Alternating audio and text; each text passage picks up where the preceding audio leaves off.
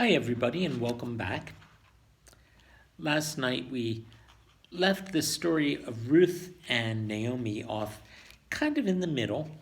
Ruth had just been welcomed to the town of Bethlehem by a man named Boaz, who was a pretty wealthy farmer who was right there. He had some good lands, and he had people working for him, and he told them to leave a little extra bit of food on the edge of the field so that Ruth could gather it and she could take it back to Naomi.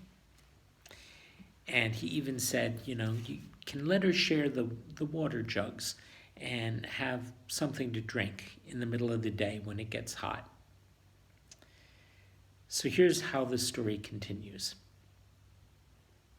When all the workers in the field stopped to eat, Boaz made sure that Ruth had food, too.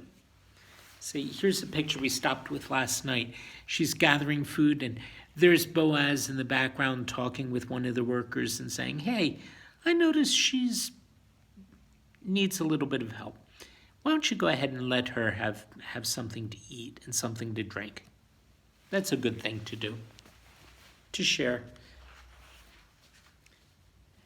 And so, when the workers stopped for lunch, he gave her so much food that she had leftovers to take home to Naomi. And after they finished their meal, Ruth went back to the field to work, and Boaz said to his workers again, "I want you to leave extra grain for Ruth." You know what? I think something was going on a little more than just a welcome. Boaz actually was beginning to fall in love.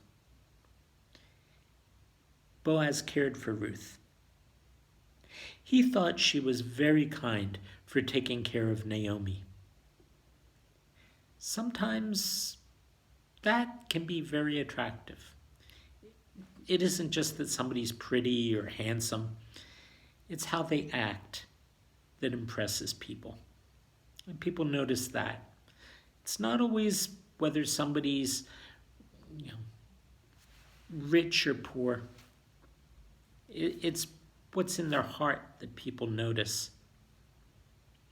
And Boaz noticed that Ruth was a good person. And he began to really like her. And she noticed that he was helping out too, and he didn't have to. And she knows that he was a good person.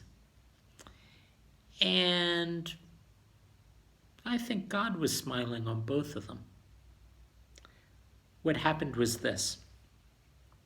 That night, Ruth went home and she showed Naomi all the grain that she had gathered. And Naomi was surprised and said, "Boaz is a good man to help us in our time of need. May God bless him." And her prayer was answered in a very surprising way. Later on, not much later, but a little bit later, Ruth and Boaz got married. And after they were married, they had a son, little baby, and they named the baby Obed. I actually know somebody whose name is Obed. It's an unusual name, but it's a good one. And there is a picture of Naomi holding Obed like it was her own grandson. It's good to have older friends. It's good to have people like that, and it's good to have younger friends, not just people your own age. Later, Obed grew up. They asked Naomi to come and live with them, and she was part of the family. And God blessed all of them.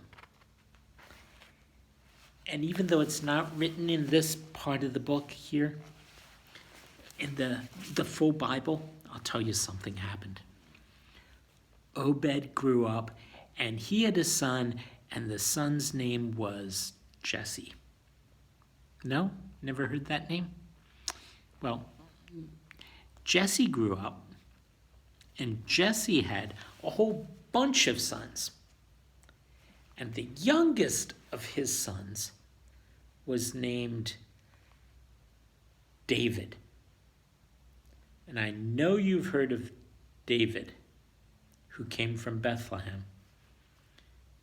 We're going to hear we're going to hear a bunch of stories about him later on. The Bible is full of them. And you know, David's great,